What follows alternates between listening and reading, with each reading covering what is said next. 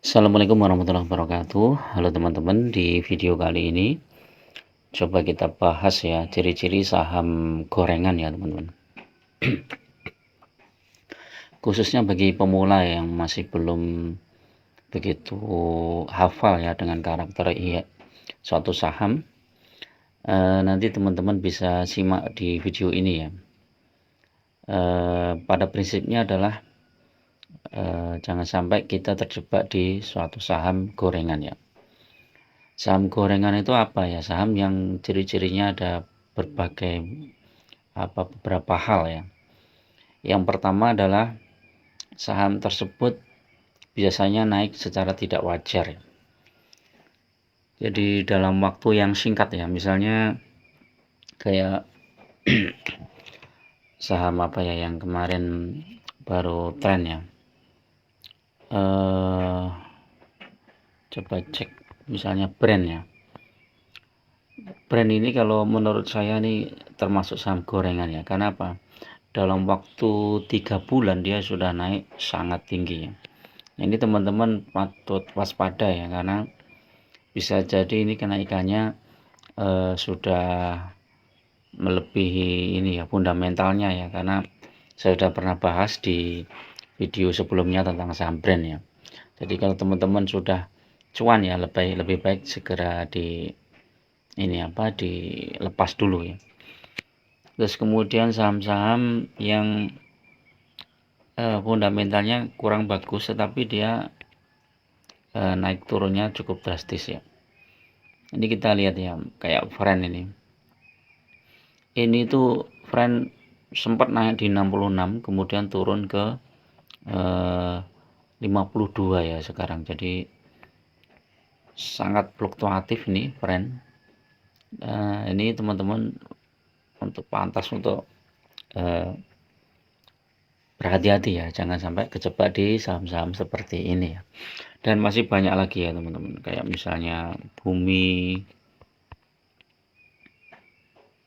Bumi ini sekarang udah 107 ya. Tertingginya dalam waktu 6 bulan tuh 146. Jadi udah hampir 50% ya. Jadi walaupun BBV-nya lumayan ya, normal ya 1,6. PER-nya 16, tapi ini masih saya masukkan ke saham gorengan ya. Coba kita cek ya beberapa ciri saham gorengan itu apa saja. Nah, ini kalau kita lihat di IDX channel ya. Ciri-ciri saham gorengan yang menonjol adalah kenaikan harga cukup besar dalam waktu yang singkat ya. Nah, naik 10% aja dalam 1 hari atau 2 hari itu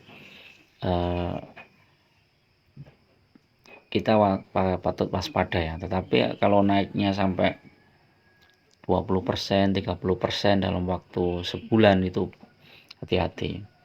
Terus kemudian antrian penjualan kecil ya teman-teman. Jadi misalnya kita cek di sini misalnya ya. Ini belum tentu ya kalau untuk antrian penjualannya. Kadang antrian penjualannya besar. Ini kan kadang jebakan ya.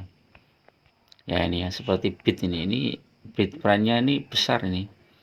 Ini ada 1.400.000 lot, dan ini 2 juta, ini 2,5 juta. Ini kan besar ya. Tapi ini tetap perlu kita waspadai ya, karena kita sudah mengerti beberapa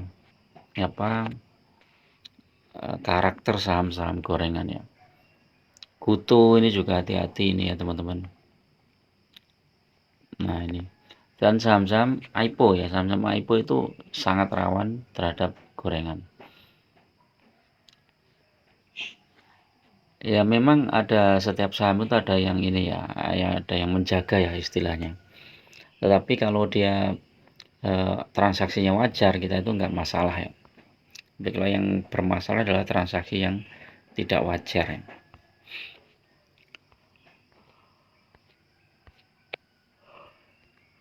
Kemudian apalagi teman-teman, jadi antara penjualan kecil ini belum tentu volume perdagangan yang tidak sesuai. Di volume perdagangannya biasanya besar banget, dibandingkan volume perdagangan yang lain. Kemudian dikendalikan oleh emiten baru. Nah, emiten baru ini yang IPO mungkin ya. Terus harga saham tinggi meskipun perusahaan merugi ya, ini salah satu ciri juga ya. Jadi misalnya kita lihat GoTo misalnya, GoTo itu, nah ini GoTo ini kan rugi ya, PR-nya min 0,7, tapi PBV-nya positif, walaupun positif dia merugi ya. Nah ini kan rugi ya. IPS-nya min 33, kemudian min 11, bahkan sebelumnya min 159. Net profit minus 9 triliun, cash flow minus 4 triliun, ini kan rugi ya. Nah, sebaiknya saham-saham seperti ini itu teman-teman hindari, sehingga teman-teman gak terjebak di sana. Nah, kalau sudah terjebak bagaimana ya? Teman-teman harus pakai strategi lepas dari saham-saham gorengan ya. Kalau saham gorengan itu masih bisa dijual, ya segera dijual ya saat berpotensi naik ya, misalnya naik 2%, 3%, jual saja. Kemudian pindah ke saham-saham yang fundamentalnya bagus ya. Ya ini jebakan-jebakan seperti ini itu kadang memang membuat banyak orang itu terlena ya, ketika melihat suatu saham naik gitu kan, dia wah ikut-ikutan ya, tetapi ketika dia masuk ternyata sahamnya dibanting ke bawah ya. Ibaratnya tuh dikarungin ya sama bandar ya. Nah itu hati-hati ya. Terus untuk saham-saham yang biasa memang kadang ada koreksi ya, koreksi-koreksi yang mungkin wajar. Ini disesuaikan dengan fundamentalnya ya. Kalau misalnya labanya turun, dia juga akan turun ya. Seperti ini ya, AC Hardware ini kan dia PBV-nya sudah cukup tinggi 2,36, dia koreksi gitu. Nah, koreksinya di mana nanti kita bisa lihat ya. Bersama ya, Adaro ini kan juga koreksi ya, koreksi tajam ini juga ya, dari 2.980 ke 2.480. Tapi Adaro ini kan profitnya ada, PR-nya juga kecil, PBV-nya juga kecil. Dan yang menarik adalah dividennya lumayan teman-teman ya. Jadi 2022 aja dividennya 392 ya. Ini cukup besar ya. Nanti 2023 bisa jadi dividennya ya mungkin naik turun sedikit lah dibandingkan dengan kemarin ya, karena memang IPS-nya juga turun. Seperti PTBA, ini PTBA kan juga turun ya, karena turunnya kenapa ya, karena harga komoditas turun ya. Nah ini turun dari 3.800 sekarang di 2.330, jadi cukup murah ya sekarang. 3860 dikurangi, ini sudah turun 1.500, 3860 udah 40% ya. Ini kalau kita beli sekarang ya di 2340, kemudian harganya balik ke 3860, 2340 ya, maka kenaikannya sudah 1.500%. Kalau kita bandingkan dengan harga yang sekarang, udah profitnya 64% ya. Jadi cukup menarik. Kalaupun belum naik ke harga 3.800, saham PTBA ini memberikan dividen yang cukup besar ya, sekitar 20%. Jadi kalau teman-teman hold saham PTBA ini misalnya di harga 3.800 ya, sekarang sudah turun 40%, maka kita tunggu aja sampai pembagian dividen itu sudah naik 20% ya. Jadi portofolio kita sudah berkurang ya, minusnya sudah berkurang ya 20%. Terus apalagi nanti kalau kita dapat dividen, kemudian kita belikan lagi sahamnya di harga bawah, kemudian jumlah lot lembar kita kan juga meningkat, maka pembagian dividen di tahun berikutnya ya kita jumlahnya juga akan meningkat. Jadi itu ya.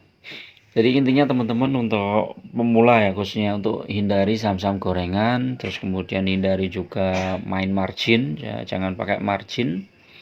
Karena ketika kita main margin tuh kita akan terbatasi ya waktunya ya. Kita cuman karena setiap hari kita kena cas yang lumayan besar, sehingga ketika sahamnya naiknya nggak signifikan ya kita rugi, apalagi kalau sahamnya turun berarti ruginya kita double. Jadi itu ya, ya ini udah mungkin banyak lah yang pengalaman ya main margin ya, kecuali kalau yang sudah profesional dan benar-benar mempertimbangkan untung ruginya ya nggak masalah ya. Tapi kalau untuk pemula, terus untuk orang-orang yang sibuk ya, tidak bisa memantau harga saham, itu lebih baik dihindari lah, margin itu dihindari. Investasi saham itu lebih baik pakai uang dingin, terus kemudian pegang saham-saham yang fundamentalnya bagus, paling tidak dia memberikan dividen yang cukup besar ya, jangan saham-saham yang belum tentu. Oke, itu dulu teman-teman untuk review pagi ini ya, hari ini hari Minggu ya. Mudah-mudahan bermanfaat. Tetap gunakan akal secara rasional ya, selalu pertimbangkan potensi rugi maupun potensi profitnya, sehingga kita siap segala risikonya. Oke, itu dulu. Assalamualaikum warahmatullahi wabarakatuh.